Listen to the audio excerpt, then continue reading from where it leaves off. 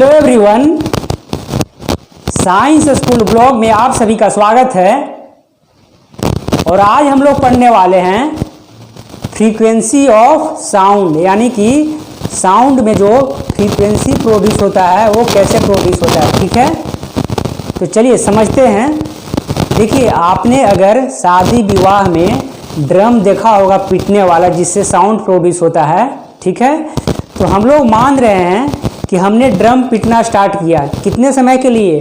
Time है यहाँ पे टी समय के लिए। ठीक है, तो पहले बार में हमको टी समय मिला, तो पहले बार में हमने 5 बार ही पीट पाया टी समय में। ठीक है, अब दूसरा बार चांस दिया गया। ठीक है, तो दूसरा बार जब टी समय दिया गया तो हमने इसको 10 बार पीट दिया। ठीक है, तो देखिए, जब हमने 10 बार पीटा सेम समय में तो इसका फ्रीक्वेंसी क्या हो गया? ज़्यादा हो गया। ठीक है, तो जितना पीट पाए एक यूनिट टाइम में, ठीक है, वही हमारा क्या होगा? फ्रीक्वेंसी होगा। ठीक है, तो जब हमने एक यूनिट टाइम में यानी कि टी समय में 10 बार इसको पीट पाया तो हमारा फ्रीक्वेंसी कितना हो गया?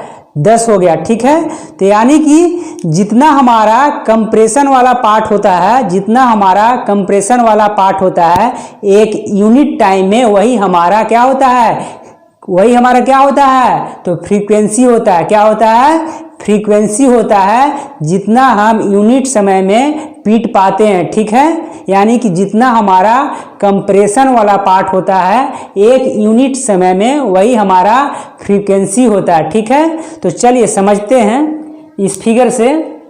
देखिए, फर्स्ट वाला फिगर है और सेकेंड वाला फिगर है, दोनों। ठीक है, दोनों फिगर है यहाँ पे।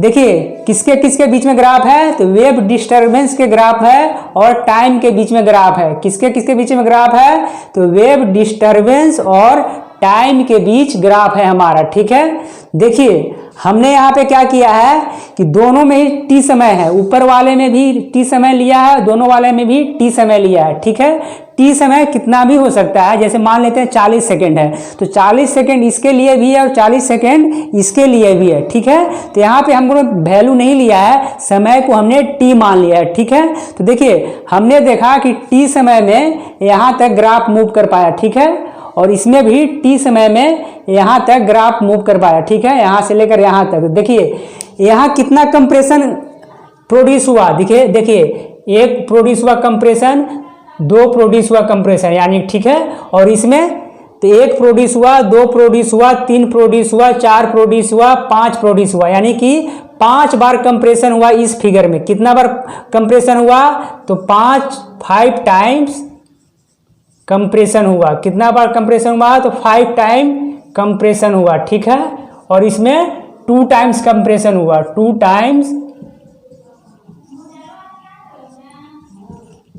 कंप्रेशन हुआ। कितना टाइम्स कंप्रेशन हुआ? 2 टाइम कंप्रेशन हुआ। ठीक है, तो देखिए, दोनों में समय टी लगाई है, दोनों में समय टी है, लेकिन इसमें 2 बार ही कंप्रेशन हो पा रहा है और इसमें 5 बार कंप्रेशन हो पा रहा है। ठीक है, तो इसका फ्रीक्वेंसी ज्यादा होगा, इस फिगर का फ्रीक्वेंसी ज्यादा होगा इसके कंपेयर में। ठीक है, तो देखिए, हम लोग अगर फ्रीक्वेंसी का आकलन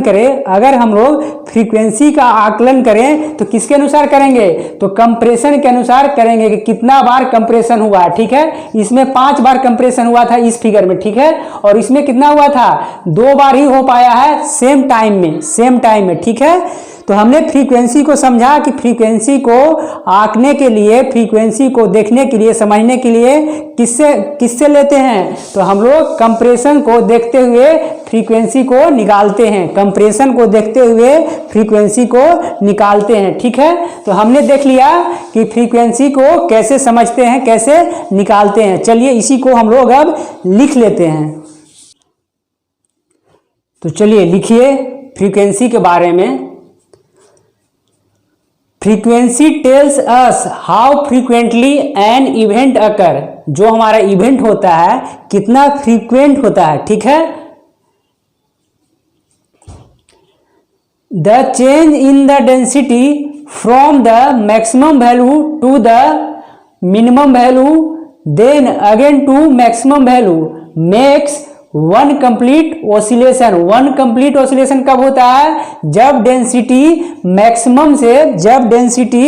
मैक्सिमम से कहाँ पे आता है, मिनिमम पर, और दोबारा मैक्सिमम पे चला जाता है, ठीक है। तो उसी को क्या बोलते हैं, वन कंप्लीट ऑसिलेशन, ठीक है। अगर हम फिगर से समझना चाहें तो देखिए, मान लेते हैं इस तरीके से फिगर बना लेते हैं।